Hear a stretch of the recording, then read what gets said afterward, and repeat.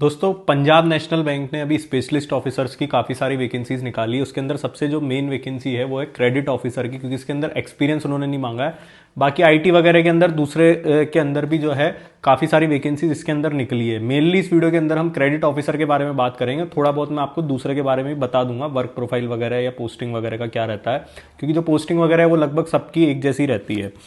इसके अंदर अगर अपन बात करें तो क्रेडिट ऑफिसर की टोटल 250 वैकेंसी निकली है, 250 वैकेंसीज। और अगर वर्क प्रोफाइल की बात करें, सबसे इंपॉर्टेंट चीज जो है, क्योंकि काफी लोग पीओ में और क्रेडिट ऑफिसर में कंफ्यूज हो जाते हैं जो आईबीपीएस के थ्रू रिक्रूटमेंट कराते हैं बैंक। तो देखो, क्रेडिट होता क्या है कि अभी तक काफी सारे बैंक ये करती थी कि पीओ को ही वो बाद में जो क्रेडिट का काम होता है उसके अंदर वो बाद में, जैसे प्रोविजन के बाद में या बहुत सारों को प्रोविजन के अंदर भी वो क्रेडिट की प्रोफाइल के अंदर बैठा देते थे। क्रेडिट की प्रोफाइल और कुछ नहीं होती है, बैंक दो तरीके से चलता है, एडवांस से और डिपॉजिट से।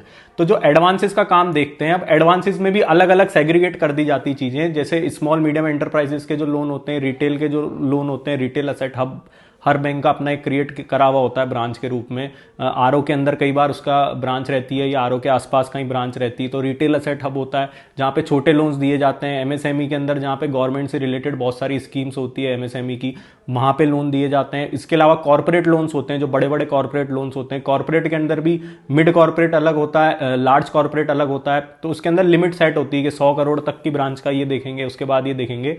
तो जो पीओ के तौर पे रिक्रूट होते थे उनको भी, और आज भी उनको, कई लोगों को एडवांसेस की प्रोफाइल जो है वो शुरू में ही दे दी जाती है। और बैंक के अंदर सबसे ज्यादा इज्जत अगर किसी ऑफिसर की रहती है, वैसे तो बैंकिंग इंडस्ट्री की ऐसी हालत है कि यहाँ पे मैं इज्जत शब्द काम में लूंगा तो कई लोगों को, जिनको अंदर की रियलिटी पता है, वो बहुत सारे लोग कमेंट में बता देंगे कि कितनी रिस्पेक्ट एक बैंकर की बची है और कितनी नहीं बची है। लेकिन फिर भी अगर मैं इंटरनली मैटर पे बात करूं तो क्रेडिट ऑफिसर की सबसे ज्यादा वैल्यू होती है, क्योंकि इसके अंदर रिस्क बहुत ज्यादा रहती है। आपको क्रेडिट दूसरे को लोन देना है, पैसा देना है, तो वहां पे डॉक्यूमेंट वगैरह चेक करना, सिविल चेक करना, ऑफिस नोट्स बनाना बड़े बड़े, फिर आगे आपको अप्रूवल लेना हेड ऑफिस से।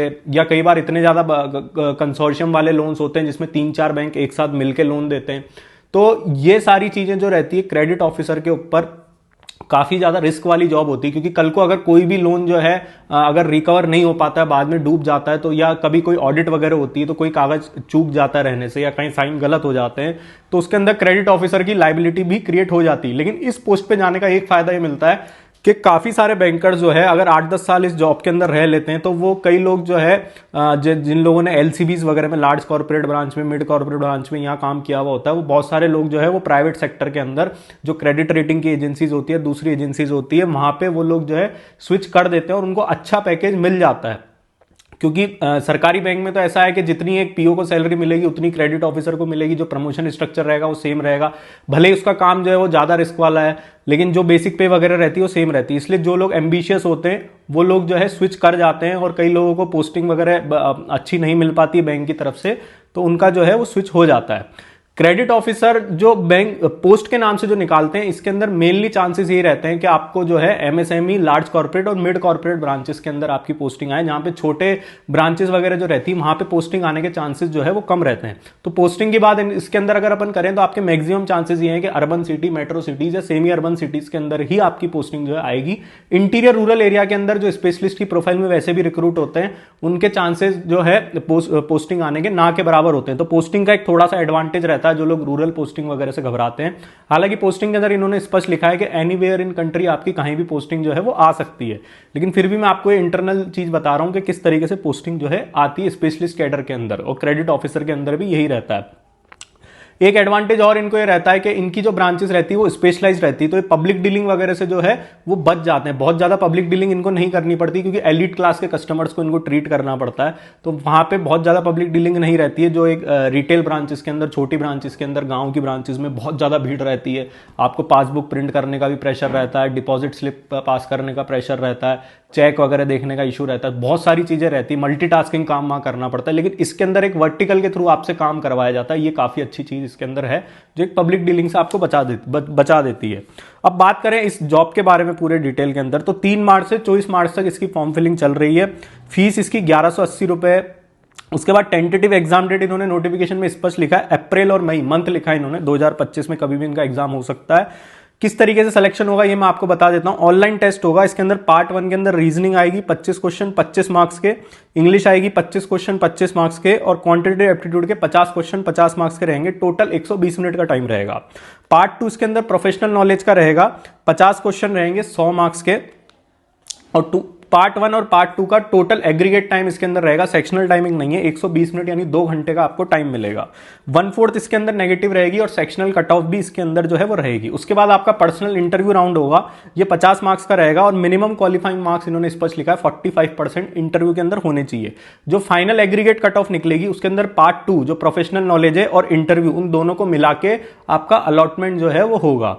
यानी पार्ट 2 प्रोफेशनल नॉलेज और इंटरव्यू में आप कितना स्कोर करते हो, दोनों को कंबाइन करके जो फाइनल स्कोर आएगा उसके हिसाब से आपकी जो है फाइनल सिलेक्शन होगा। बात करें एग्जामिनेशन सेंटर की, तो लिस्ट इन्होंने नोटिफिकेशन में दे रखी है, आप एग्जामिनेशन सेंटर देख सकते हैं कहाँ कहाँ है। अब क्वालिफिकेशन को लेके कंफ्यूजन रहता है कई बार, तो क्वालिफिकेशन के अंदर इसके अंदर या तो आप चार्टेड अकाउंटेंट हो या ICWA आपने किया हो जो कॉस्ट एंड वर्क अकाउंटेंट होता है, उसके बाद CFA अगर आप हैं तो वो भी चलेगा, और फिर और करके इन्होंने लिखा है फुल टाइम MBA आपके पास होना चाहिए फाइनेंस के अंदर, या फिर आपके पास कोई पोस्ट ग्रेजुएट डिप्लोमा होना चाहिए फाइनेंस के अंदर। फुल टाइम का मतलब सीधा सीधा ये है कि अगर आपने जैसे इग्नू वगैरह से जहां पे डिस्टेंस मोड पे डिग्री ली जाती है वो ये लोग वैलिड नहीं मानेंगे। ये IUPAC SO में भी कंफ्यूजन होता है, और यहां भी इन्होंने स्पष्ट लिखा है फुल टाइम, यानी जो रेगुलर मोड पे जिन्होंने कॉलेज जाके जो है डिग्री के अंदर अगर आपके फुल टाइम है तो ही आप जो है इस पोस्ट के लिए एलिजिबल रहेंगे अगर आपने MBA फाइनेंस कर रखा है। अगर इसके अलावा आपने CA या ऊपर जो चीजें लिखी हुई है वो कर रखी है तो फिर इसका कोई मतलब नहीं रहता। लेकिन मैक्सिमम बच्चे ये रहता है कि MBA आपको काफी सारे लोग मिल जाएंगे, तो वो लोग काफी अप्लाई करेंगे इसके अंदर। और फिर CA वगैरह कई बार ऐसा रहता है कि वो गवर्नमेंट जॉब की तरफ आते नहीं है, उनके खुद को ये रहता है कि मेरा पैकेज हो और बहुत सारी चीजें रहती है, उनको आगे प्राइवेट सेक्टर में भी अपॉर्चुनिटीज अच्छी मिलती है। लेकिन जो नॉर्मल कॉलेज जिससे MBA वगैरह करते हैं उनके लिए बहुत अच्छी चीज है।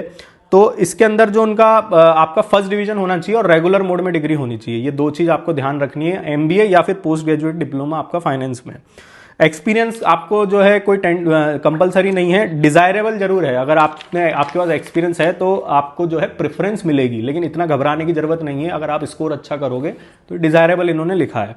उसके बाद पोस्टिंग का मैंने बता दिया। बॉन्ड स्केल 1 के लिए 1 लाख का बॉन्ड है 3 साल के लिए। अगर 3 साल के पहले आप जॉब छोड़ के जाते हो तो इतना अमाउंट आपको जो है बैंक को पे करना पड़ेगा। ये 1 लाख का बॉन्ड कोई बहुत ज्यादा नहीं है कंपैरेटिवली। अगर हम बात करें कि जो IBPS PO के थ्रू जो रिक्रूट कराते हैं बहुत सारे बैंक के अंदर, वहां पे 2.5 लाख के बॉन्ड होते हैं 2 साल के, यहाँ पे 3 साल का 1 लाख का ही बॉन्ड आपका है। सिबिल स्कोर आपका 680 या इससे ज्यादा होना चाहिए। तो सिबिल अगर आपका नहीं है तो उसको सुधरवा दें।